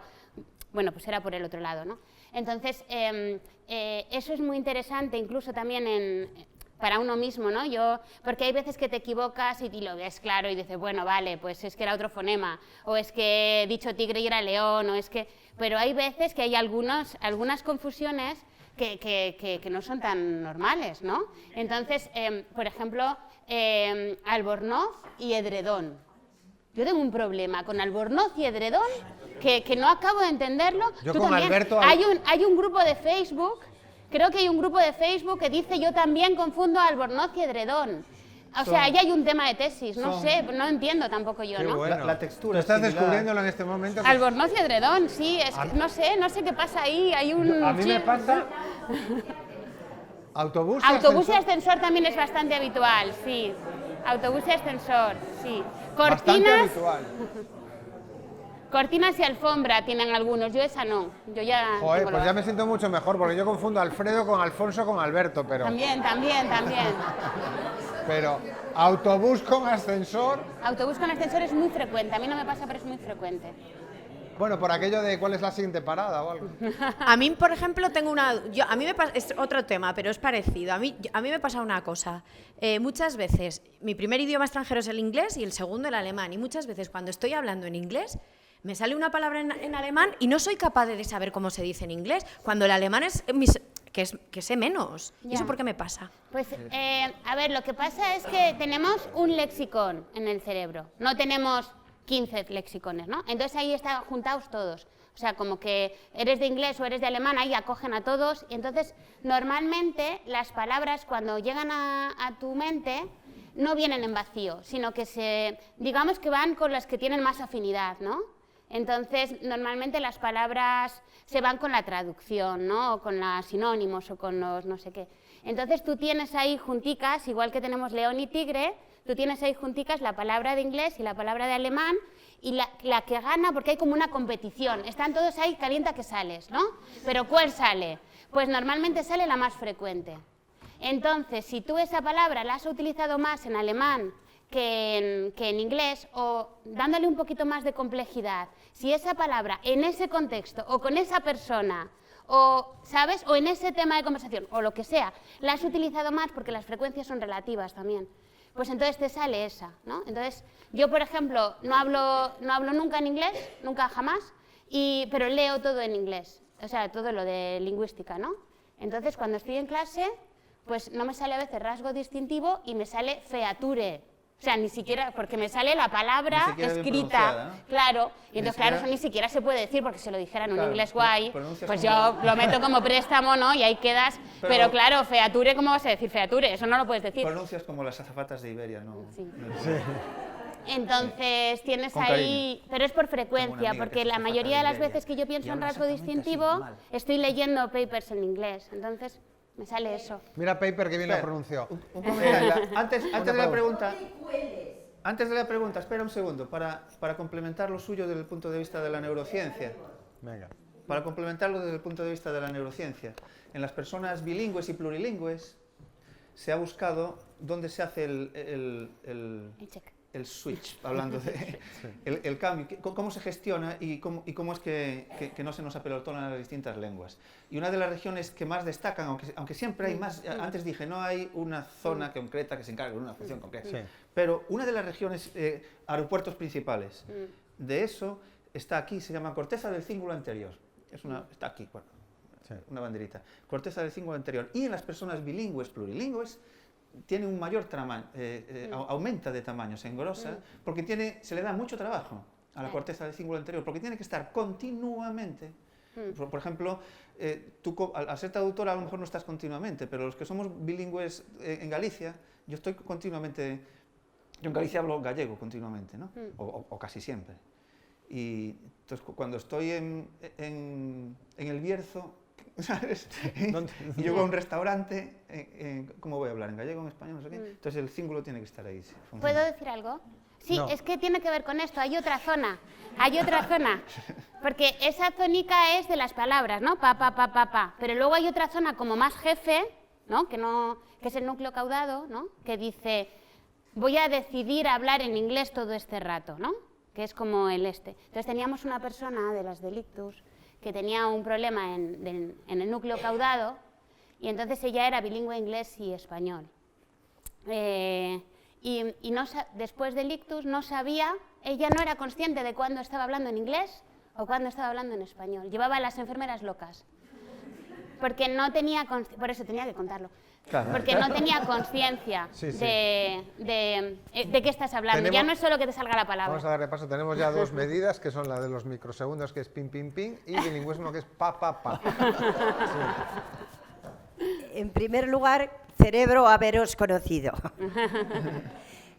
Yo que he trabajado con personas mayores, ahora adultas, y aplaudo la idea de la ironía y del humor, porque estoy en una asociación del Parkinson y voluntaria, evidentemente, porque me pidieron una colaboración, y es curioso cómo responden al humor desde la comprensión, para poder verbalizar bastante más. Entonces es importantísimo porque, yo no sé, viene gente muy heterogénea con niveles distintos, pero el lenguaje del humor es un lenguaje común, utilizas la risa, pero utilizas al mismo tiempo un lenguaje que a ellos les sea conocido, para no hacerlo con un diccionario. Si uno de los ejercicios, la memoria asociativa. A ver, ¿cuándo recordáis vosotros el abrazo más importante que os dieron? Ya están las emociones. Bueno, pues el abrazo, perfectamente comprensible. Bueno, pues responden, verbalizan y desde luego lo hacen fenomenal. Quiero decir que en esto no es ni todo oro todo lo que reluce, y que muchas veces ha habido una serie de contradicciones para el trabajar con este tipo de personas, que, como cuando dices, ¿qué tal estás? Pues anda que tú. Me explico, el lenguaje siempre lleva a confusiones, depende cómo lo enfoques. Y correspondiendo un poco, perdona, a lo del silencio. ¿Por qué el silencio? Ya que has citado el mundo actoral, que te hemos dicho que proyectes, porque a veces no se oía mucho, pero la proyección de la voz, porque es la manera de que te escuchen y que escuches a los demás. Te está Y diciendo que hables entonces más alto. el silencio es elocuente. Bueno, he dicho. Pero espera, antes de que digas eso, me encanta que hagas esa pregunta porque viene al hilo de la siguiente. Ya no digo nada. ¿Cómo afecta no, vas a poder decirlo porque va al hilo. Dice, ¿cómo afecta el Parkinson al procesamiento del lenguaje? Especialmente a los verbos de acción y expresiones relacionadas con el movimiento, porque mucha gente quizás no sepa que el Parkinson, efectivamente, no solo conocemos el Parkinson por ciertos temblores, cierta inmovilidad, pero también implica que el parkinsoniano no entiende bien los verbos que tienen que ver con acciones. Esto es una cosa curiosa. Yo eso no lo entiendo, no tengo una respuesta clara para eso. Yo- a lo mejor yo tú, sí, pero simplemente para terminar. Vale, Bueno, sí. era un comentario que se me ocurrió. Al hablar del humor estaba pensando que es otro buen ejemplo de predicción, que además es una característica también muy humana el humor, porque el humor surge cuando aparece una incongruencia en el discurso. Entonces tú estás prediciendo ese río de lengua que se está generando, lo que sea, o el humor gestual, da igual. Cuando surge algo que no cuadra con tu predicción, es cuando respondes con... Yo te añadiría un adjetivo. El humor surge cuando hay una incoherencia coherente. Es decir, te sorprende pero luego tiene sentido. Porque si no tiene sentido, no hace tanta gracia. No, es cuando, Se llama demencia. cuando entiendes la incongruencia. Exacto. Cuando pillas el una chiste. incoherencia comprensible. Cuando pillas el chiste. ¿No? El humor, que digamos por que cierto, es una manifestación del estado de alegría que tenemos los seres humanos, ¿no? Es una manera y que a veces se exterioriza con la risa. Y aquí hay una cosa, una vez había que hacer una reunión sobre la risa. Hombre, claro. El lenguaje. Porque la risa es algo también muy particular. Y eso sí que no es únicamente humano. Las ratas se ríen, solo que en 50 kilohercios, entonces no las escuchamos.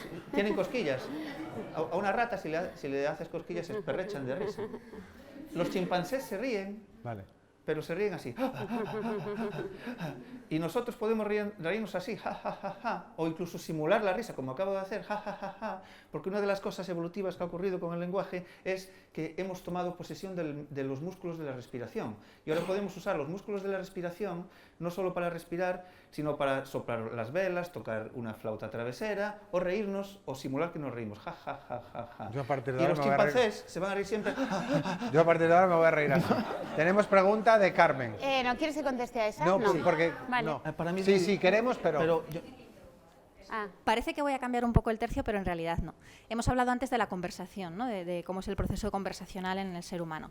Y no sé si os estáis dando cuenta de cómo con el tema de la inteligencia artificial generativa y ChatGPT estamos poco a poco virando de sistemas en los que tocábamos botones y movíamos filtros a herramientas digitales en las que tenemos una cajita donde escribir. Entonces, nuestra forma de relacionarnos con la tecnología poco a poco va a ir cambiando y se va a centrar mucho más en el lenguaje natural, ¿no? en pedir lo que necesitamos. No voy a llegar a idealista y voy a tocar un montón de filtros, sino que tengo una caja en la que voy a decir, quiero un piso en esta zona con estas características, ¿no? Entonces, esta conversación, yo para lo que voy a decir ahora no tengo ninguna base científica, pero tengo mucha base de haberlo visto, de experiencia. Cuando la gente habla con un GPT o habla con un modelo de lenguaje artificial, siento que el cerebro no distingue tanto que la conversación no es con un ser humano, ¿no? No estamos pensando, sabemos conscientemente que no lo es, pero el cerebro no distingue tanto porque los mecanismos de la conversación funcionan igual. Por ejemplo, tú tienes una tarea que te está bloqueando, que estás procrastinando, que te da mucha pereza, que no sabes cómo empezar, empiezas una conversación con un modelo de lenguaje y esa tarea la vas desbloqueando el pensamiento, ¿no? De hecho, lo usamos mucho, más que para que nos dé respuestas, para que nos lleve por caminos y nos haga preguntas y nos haga empezar a trabajar, ¿no? Que nuestro cerebro empiece a trabajar. Esos mecanismos conversacionales funcionan muy bien igualmente, aunque no estés hablando con una persona, ¿no? Porque la simulación del modelo de lenguaje es tan potente que activa estos mecanismos conversacionales y creativos. Entonces, como yo no tengo base científica para esto, pero lo he visto mucho, por si podéis ahí ayudarme un poco. Vale, Es- Parkinson primero. Parkinson primero, esto es un no parar. un No, melón. no quieres que conteste a eso, luego se me va a olvidar, Que a mí ¿eh? me parece muy interesante. No se olvida. No se os olvida, no se os olvida nada, a ti menos. Vale, Parkinson primero, perdón. Claro, esto tiene que ver con qué neuronas procesan las palabras, ¿no? ¿Dónde están las palabras? Que esa era una de las preguntas que yo me hacía. Entonces, uno busca, dice, a lo mejor están en el hipocampo, a lo mejor están, ¿no?, ahí con la memoria, tal, pero lo que se sabe hasta ahora es que están en todas partes, ¿no? Que están en todas... de la corteza. De la corteza, No sí. de las regiones... No, no. O sea, del cerebro, están en el Sí. cerebro, no en el resto del encéfalo. Eso es.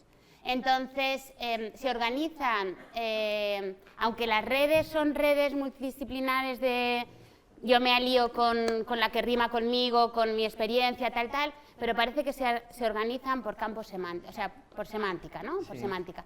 Y que tiene que ver, el contenido de la palabra tiene que ver con las neuronas que procesan determinada información exterior. Entonces, si yo estoy hablando de movimiento, seguramente las neuronas que van a procesar esas palabras, que van a entender, que van a pronunciar, que van a leer esas palabras, son las palabras del córtex motor, ¿no? Porque en ese sentido hablar es como una especie de simulación de vida, como un videojuego, ¿no?, que llevamos ahí todo el día ahí, y leer novelas pues es una simulación. Dices, es que parece que me pasa a mí, es que te pasa a ti, porque todo tu córtex está ahí a esto, ¿no? Entonces, claro, ahí ya no parece ya tan misterioso, ¿no?, la pregunta, porque si los enfermos de Parkinson tienen problemas con las neuronas del córtex motor, pues va de suyo que tenga problemas con las palabras de movimiento, ¿no? Porque no tenemos, esto es reciclar, lo he dicho antes, ¿no? No tenemos unas neuronas específicas que dicen, yo las del lenguaje, no, o sea, Ya. tú has venido para unas cosas y para las otras.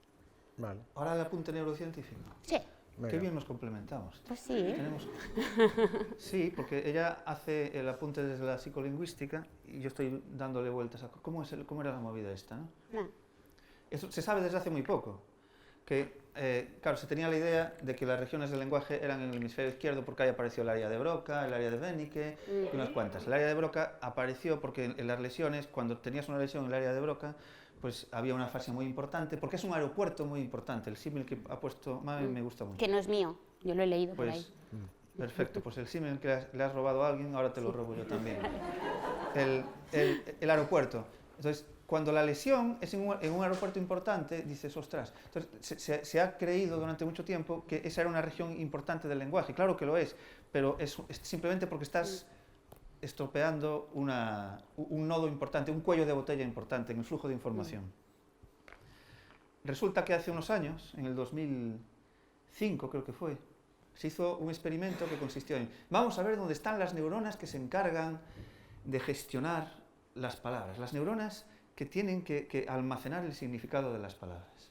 Y se metió en un aparato de resonancia magnética funcional a 7 personas y se les dio la chapa de que escucharan un programa de la radio pública estadounidense Órbita laica. durante 2 horas. No valdría, porque no es una chapa. Ya. Durante 2 horas escucharon un programa literario de la radio pública estadounidense pensando en que escuchasen muchas palabras, con un sistema de resonancia magnética funcional muy preciso, porque la resonancia magnética funcional es bastante así burda y tal, pero con mucho tiempo y muchas personas, 7 son bastantes para este tipo de experimentos, cada vez que se decía una palabra se miraba de todo el encéfalo qué partes había activado más. Al hacer el promedio de todos esos 7 encéfalos surgió lo que se llamaba el mapa semántico y se vio algo que nunca se había visto y sorprendió muchísimo, y es que está por toda la corteza cerebral. Las neuronas que se encargan de las palabras están por toda la corteza, eso es chulísimo. Fantástico. Sí. Y claro, esto dio lugar en psicolingüística a la teoría corporeizada del significado, ¿no? Como que nosotros, a lo mejor las palabras no son tan simbólicas como nos han contado, a lo mejor las palabras se vivencian más, ¿no? Porque las neuronas con las que entendemos son las neuronas con las que vivimos, ¿no? Entonces nos pidieron hacer un resumen, un estado del arte de este asunto para un libro. Yo no estoy de acuerdo, pero termina. Claro, yo tampoco, por eso espera. Nos hicieron hacer un estado del arte para ver esto de la teoría corporizada y tal y cual, y entonces empezamos a hacer un análisis de todos los estudios que se habían hecho en los últimos 15 años, patatín, patatán. Y entonces la teoría corporizada, o sea, de una manera ingenua es buena, está bien, pero si vas al detalle, los enfermos del Parkinson no tienen más problemas con los verbos de acción que con los verbos de mucha acción, de acción causativa, que con los otros. Es decir, hay incongruencias. Hay algunas incongruencias que molestan mucho y que nos están diciendo que hay alguna parte de esto que todavía, por lo menos nosotros, a lo mejor él sí, nosotros todavía no estamos entendiendo. Entonces sí que es verdad que no son tan simbólicos como pensábamos, que hay una corporeización del significado, pero también parecen los datos decir que no es tan naif como podríamos pensar. Sí. Y ahora ya. No, ¿ahora respondemos a Carmen? Sí, pero solamente decir que hay palabras que son puramente simbólicas que no están relacionadas con nada del cuerpo, ¿no? Sí, claro, aparte, jueves. Hermenéutica. Jueves. Bueno, sí, jueves. Jueves sí. Está relacionado con Júpiter, entonces puedes, si crees en el horóscopo, puedes pensar. A mí lo de la metáfora regular. Sí. Carmen. A ti. ¿Vale? ¿Voy? Sí, claro, sí. Vale. Bueno, yo esto lo que he recordado, no tengo ni idea de por dónde vas, ¿eh? O sea, yo he dicho, vale, inteligencia artificial, estoy conversando, no sé qué es una máquina, a mí eso me suena al test de Turing, ¿no? Al test de Turing. Al test de Turing. Al test de Turing. Test de Turing. ¿Sí? Claro, por eso que es, claro, que hasta hace poco, porque yo quiero decir, 50 años es poco, o 100 años es poco. Hasta hace poco una de las ideas que teníamos era, ¿serán capaces las máquinas de engañarnos? Y ¿será posible? Ay, Dios, perdón. Mira, cuando... Ahí va Paco, perdón. Ya está. ¿Será posible que un humano pueda hablar con una máquina y no saber que es una máquina, ¿no? Y entonces esto se veía que el ser humano se daba cuenta. Y ahora de repente, pues lo hemos superado, ¿no? Entonces creo que estamos en otro nivel, ¿no?, de relación con las máquinas, pero tampoco sé muy bien hacia dónde iba tu pregunta.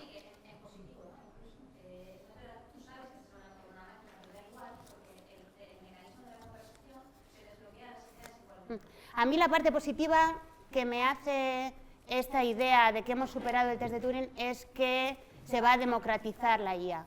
Es decir, cuando teníamos que hablar con palabras clave, o sea, cuando yo iba a IKEA y le decía, o no se puede decir palabras de estas, ¿no?, a una tienda, la que sea, y le decía mesa, 4 sillas, o sea, 4 patas, cuadrada, no sé qué, no sé cuántas, yo tenía como que hacer una función cognitiva, ¿no?, de resumen, de buscar las palabras que eran más importantes, y para eso hace falta una alfabetización específica en cómo hablar con la máquina. Entonces, si nos hubiéramos quedado ahí, habría gente que hablaría con máquinas y gente que no hablaría con máquinas. Una cosa buena que yo veo de que la IA converse conmigo y yo no sepa si es una IA o no, es que se democratiza y cualquiera puede pedir mesas. Pero hay muchas otras cosas que a mí me da como medio yuyu, entonces no quiero hablar de esto más. Ya. ¿Tenemos una pregunta ahí, detrás? Vale. Hola, bueno, yo vuelvo un poco al tema del aprendizaje de lenguas y os quería poner un ejemplo un poco de mi vida personal. Yo tengo una hija que vino de un país, de Etiopía, con 8 años. Allí hablaba un dialecto, ¿no?, el sidamo, y se comunicaba en esa lengua. Cuando llegó aquí, prácticamente en el primer mes, ella dejó totalmente de hablar esa lengua, incluso cuando hablaba con algunos de los niños con los que vino, hablaban en español, muy básico, de escuela bien, se preguntaban, ¿no? No hablaban su lengua, hablaban esta. Por supuesto, se le olvidó a ella completamente. Y bueno, quería preguntaros un poco qué puede pasar ahí, pero también si ella volviese a estar en contacto con esa lengua, algún día, ¿volvería a recordarla tal y como la hablaba o con el léxico que ella conocía a esa edad, que era todavía pequeña, o no? O, bueno, un poco ese Qué ese típico tema. de niños adoptados, Claro. es el olvido casi inmediato de la lengua vinculada a la emoción de la que vienen, ¿no? Claro. Porque yo conozco varios padres que han intentado conservar la lengua materna de sus hijos, incluso adoptados mayores, y la desterraron de sus cerebros. Totalmente. De hecho, en mi familia hay varios, ni uno conservó la lengua. Sí, supongo que dependerá de cada caso particular. Y en las edades hasta los 8 o 9 años, bueno, que tú muy bien decías que no hay... Las ventanas temporales son muy difusas, no se conoce muy bien. Tenemos una capacidad extraordinaria para aprender lenguas o para inventarlas. Los únicos bichos que conocemos que pueden generar una lengua somos los seres humanos de pequeños, ¿no? Y hay un caso ahí, no sé si comentarlo, me salgo un poquitín del tema, pero tiene que ver con la capacidad en estos primeros años de inventar lenguas. Las lenguas que se hablan cuando se juntan personas de distintas procedencias, en donde las lenguas son ininteligibles entre sí. Por ejemplo, lo que ocurrió en distintas zonas de América cuando se llevaron esclavos africanos, estaban los colonos europeos y estaban los pueblos amerindios.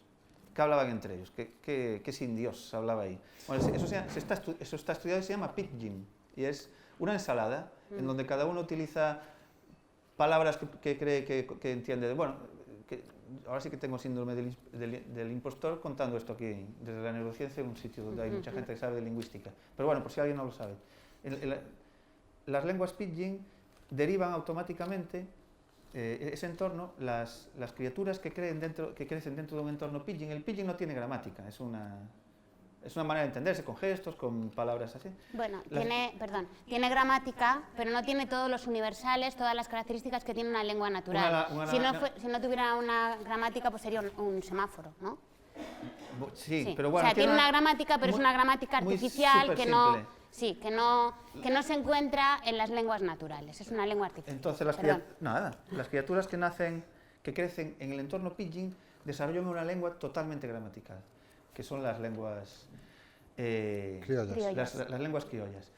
Y hay casos muy recientes de emergencia de lenguas. Y uno de los casos más conocidos es en Nicaragua, en Managua. El gobierno nicaragüense decidió juntar en 2 escuelas a las niñas y a los niños sordos del país, que eran niñas y niños, entonces no eran adultos bilingüistas, ¿no? Pero no tenían una lengua. Entonces decidieron enseñarle una lengua de signos. Y no lo hacían, la lengua se llama finger spelling en inglés, dactilográfica, escribir las letras como si escribes las letras en la mano, ¿no? Que eso es icónico, no es simbólico, bueno, no me lío con eso. Como si aprendieran directamente a escribir. Sí, exactamente, gracias. No aprendieron un carajo, o no aprendían un carajo. Sin embargo, las niñas y los niños sordos, que se habían inventado algunos gestos, cada uno los que quiso en su casa, cuando estaban en el colegio y cuando iban juntos en los autobuses, generaron un pidgin, un sin Dios de gestos y plata. Los alumnos que llegaron en las siguientes generaciones, que se vieron envueltos en ese pidgin, automáticamente desarrollaron una lengua nueva, totalmente gramatical y simbólica, que es la actual la actual lengua de signos nicaragüenses. Y es un caso precioso. Entonces, el caso de tu hija, pues depende de cada caso, pero lo que sí que desde luego tiene es una plasticidad y una habilidad extraordinaria hasta que pase esa ventana tan difusa, pero que con los 8 años aún estaba dentro de esa ventana, para absorber lenguas nuevas. Lo que sí que no sé yo, no sé si vosotros sabéis o alguien, es lo de perder la original, no lo sé. Y el vínculo emocional con esa lengua, que Claro, yo creo que es eso fundamental. Yo creo que es una pregunta preciosa y además muy práctica, ¿no?, para muchas personas, pero que yo no tengo una respuesta, porque yo creo que ahí hay dos variables fundamentales. Una es la emoción, es decir, el hecho de que sea su lengua materna puede precisamente estar bloqueando su aprendizaje, ¿no? Y otra cosa es la memoria, ¿no?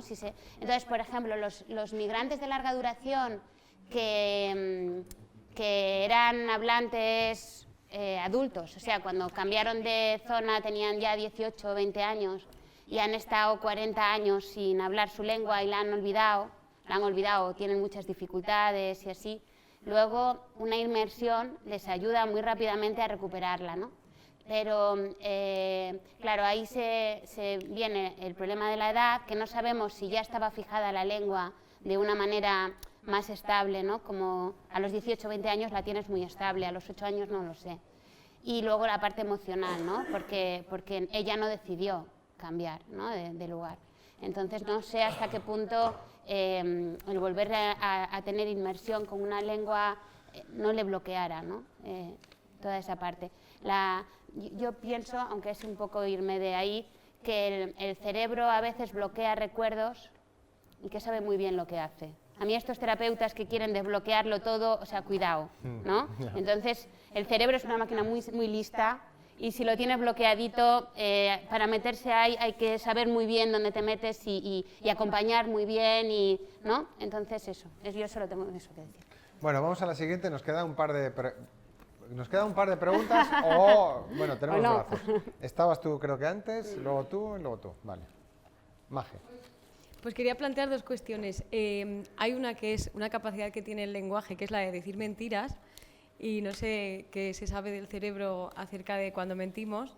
Y la otra es cuando creemos o no creemos a alguien lo que nos dice, que puede ser porque de manera racional tengas pistas para no creértelo, pero también puede ser porque desconfíes o confíes. Entonces, tomar la decisión de confiar en lo que te dice alguien, no sé si es puramente algo afectivo, emocional, o también hay algo en el cerebro.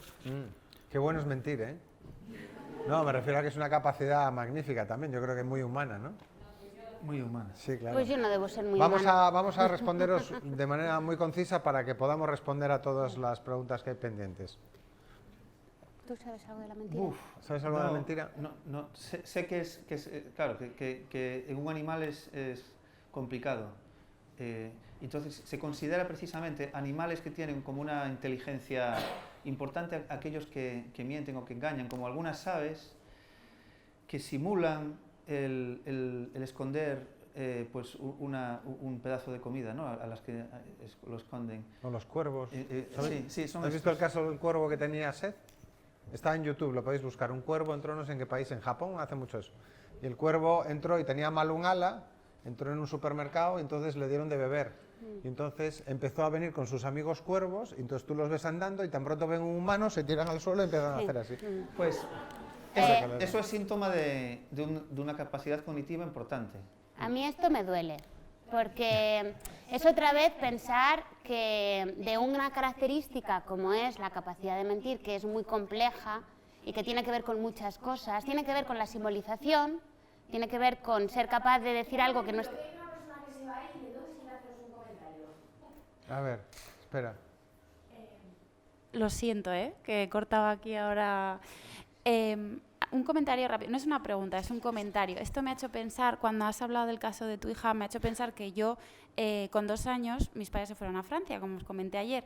Y entonces mi madre me contaba que cuando yo era pequeña y volvía del colegio, me ponía las muñecas enfrente y al principio, cuando yo no entendía todavía el francés, les hablaba en un lenguaje extraño. Entonces esto tiene que ver tanto con el lenguaje como con la manera en la que yo percibía ese lenguaje. Ya. Entonces quería simplemente comentar que, claro, que en ese punto de la infancia, si yo hubiera tenido un niño al lado, quizá hubiéramos inventado un nuevo idioma. Exactamente, sí.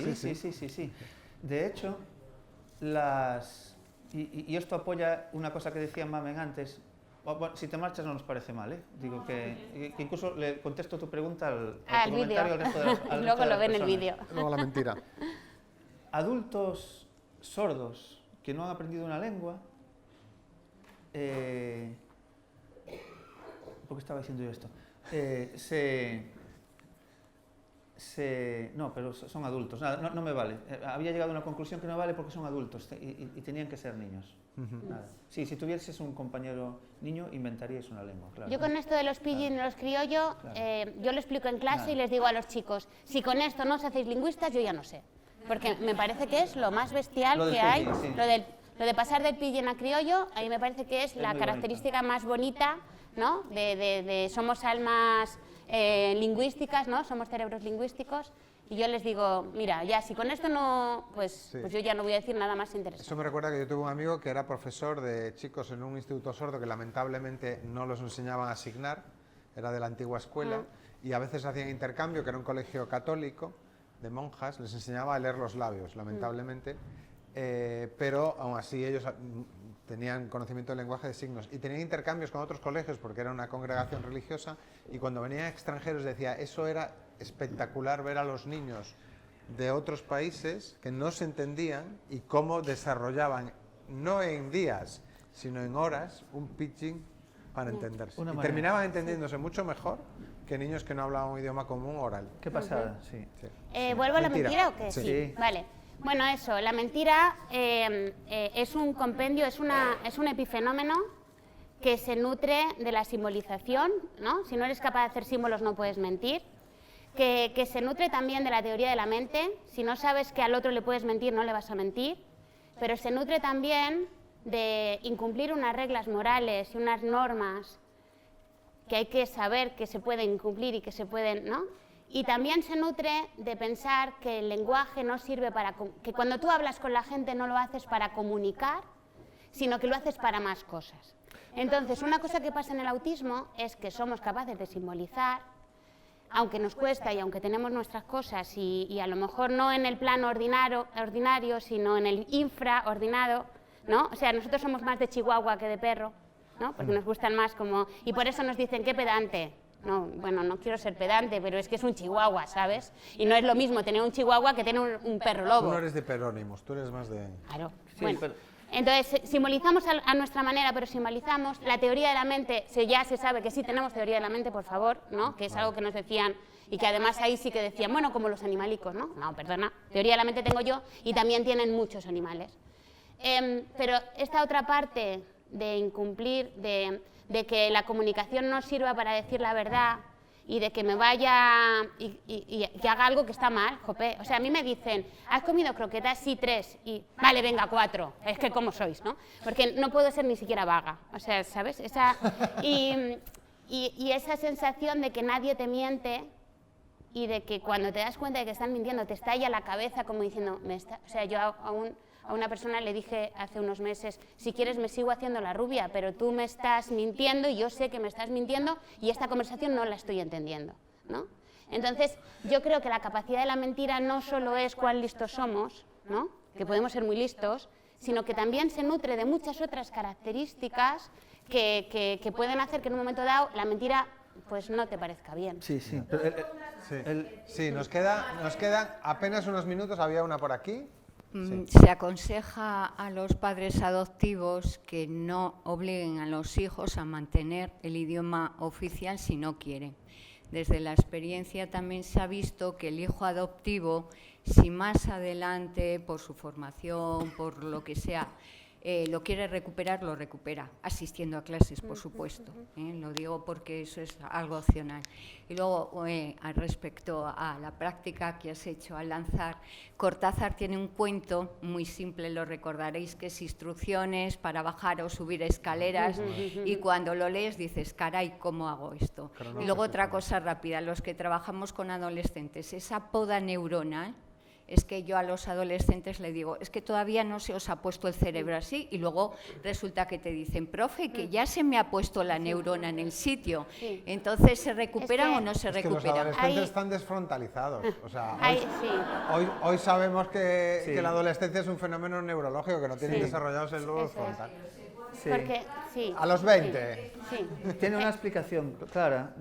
La corteza prefrontal, que es en donde generamos decisiones conscientes y somos conscientes de las consecuencias de nuestras decisiones, no termina de madurar hasta cerca de los 30 años. Y entonces eso explica muy bien cómo más compleja la explicación, ¿no? Hay más elementos y la corteza prefrontal tiene muchas partes, pero explica sencillamente el hecho de esa ausencia de pensar en las consecuencias de tus actos, el actuar sin reflexionar, característico de la adolescencia. Hoy se sabe, que me diga si está mal, que durante toda la vida de un ser humano hay neurogénesis. Sobre todo me han dicho si haces pesas. Yo estoy haciendo pesas por si acaso, porque se ve que hay neurogénesis en el hipocampo. A mí esto me fascina, que ahora se está aconsejando sobre todo a las mujeres de cierta edad, ejercicio de fuerza, pues ahí estamos, no aeróbic, sino pesas. En el gimnasio me dijeron, ¿cuál es tu objetivo? Llegar a la vejez con dignidad, o sea, con mis neuronas y así. Una de las mejores maneras de mantener el sistema nervioso funcionando es aprender una lengua nueva, ¿no? Lenguas nuevas. Las neuronas no se reproducen, y eso está bien, porque si no no tendríamos la arquitectura que decía antes. Hay en los seres humanos, y esto es un debate muy actual, muy actual, porque se ha descubierto en primates, en otros monos, zonas con neurogénesis, es decir, en donde tenemos células madre adultas, ahora mismo todos tenemos células madre adultas en el encéfalo, que se pueden convertir en astrocitos, que son unas células muy importantes, o en neuronas. Y esas células madre adultas normalmente están ahí y no hacen gran cosa. Pero sí que hay. Y en los seres humanos hay debate porque no se puede experimentar con seres humanos. Entonces, ahí siempre tienen que ser cosas indirectas. En Corea del Norte seguro que hay avances. Sí que hay algunas regiones que, como muy bien dijo Mami, próximas al hipocampo, y sobre todo próximas a los ventrículos cerebrales, en donde hay células madre adultas transformándose en neuronas. Y hay una región súper importante que se estudia además para tratar de comprender lo que son las lesiones medulares, porque todo lo que sea regeneración neuronal es súper importante. Una de las zonas de todo cuerpo en donde tenemos las neuronas más expuestas es en el sistema olfativo, en el epitelio olfativo. La detección de moléculas químicas que generan el olfato son neuronas que están así colgadas. Ahí. Las acabo de visualizar. Como de fentanilo. Y las moléculas químicas que entran al espacio olfativo se unen ahí y tal. Esas neuronas se están regenerando continuamente porque están muy expuestas y mueren. Entonces ahí tenemos células madre adultas. Bueno, están viajando, parten de una tal. Tengo que terminar. Se regeneran. Entonces, están utilizando estudios de células madre del epitelio olfativo para tratar de solucionar problemas de lesiones de médula. Muy bien. Tenemos la última pregunta que vamos a responder con una frase. Muy concreta, al hilo de lo del autismo. Yo conozco un niño preadolescente de 12 años diagnosticado recientemente de Asperger, autismo de alto rendimiento, pero con 10 años empezó a tartamudear cuando se ponían, en algunas conversaciones en las que se ponía nervioso. Con apoyo de logopeda de él, le parece que mejoró un poco. No sé yo qué relación puede tener que empezara a tartamudear con que luego pudiera ser Asperger o algo por el estilo. Vale. Bueno, ahora el diagnóstico de Asperger ya no se hace porque el diagnóstico es de autismo, ¿no? Y ahí estamos todos metidos. También dicen que ya no se llama Asperger porque era un nazi y a nadie le gusta el diagnóstico con el nombre de un nazi, ¿no? Pero bueno, lo que sea. Sí. Síndrome de Goebbels, ¿te imaginas? La cuestión es que, tendríamos que ver cuál es la etiología del tartamudeo, ¿no? Porque el tartamudeo es un fenotipo, ¿no? Es una característica, una conducta que puede encerrar muchas cosas detrás, ¿no? Entonces, a mí, así rápido, en una frase, bueno, vamos a comer, yo te diría que algunas veces el tartamudeo tiene que ver con ansiedad y que esta vida tiene los suficientes elementos como para que una persona como nosotros estemos ansiosas. O sea que ahí puedo ver yo la relación, pero claro, habría que ver cuál es la etiología de ese tartamudeo en concreto, ¿no? Y cuál es el ámbito en el que se mueve el chaval, etc. Vale. Sí, no, la ansiedad no tiene que ver tanto con quién estás, sino con cómo es el medio, ¿no? Porque hay veces que puedes estar con gente muy cercana, pero si están estas luces, que es, lo siento, pero estas luces reguleras, ¿no? Unas luces un poco más... Cortar. Claro, Sí. pues, bueno, pues eso. Bueno, terminamos con una respuesta de sí o no a una pregunta que tengo para los dos. Vale, yo ya te respondo. Sí quiero. ¿Adquirir más léxico nos hace más inteligentes y ser más inteligentes nos hace adquirir más léxico? Es decir, ¿debemos aprender más léxico para ser más inteligentes o no necesariamente? Pero yo creo que no es tan importante ser inteligente o no ser inteligente, ¿no? ¿Sí o no? El léxico ¿Sí te o no? hace... El léxico te hace ver el mundo con más nitidez. Con más léxico puedes pensar más, por decirlo así. ¿Y mejor? Sí. ¿Y mejor? Más ajustado, con menos niebla. Y Con menos como no niebla. hubo el momento, como tú nos presentaste, pero ya fuimos rápidamente a las preguntas, Sí. lo que queremos, Mamen y yo, Es dar las gracias. darle las gracias a Isabel. Muchas gracias por este regalazo de A ponerme a Isabel. mí con estos dos. A Almudena por acogernos Almudena, aquí. Sí, a muchas todas gracias, por a favor. todas las personas que O sea, esto va a ser habéis uno venido. de los momentos que yo ¿Ves? voy a ¿Cómo me recordar interrumpe? cuando sea Es que- anciana. Es que nos estamos pisando para dar las gracias. Perdón.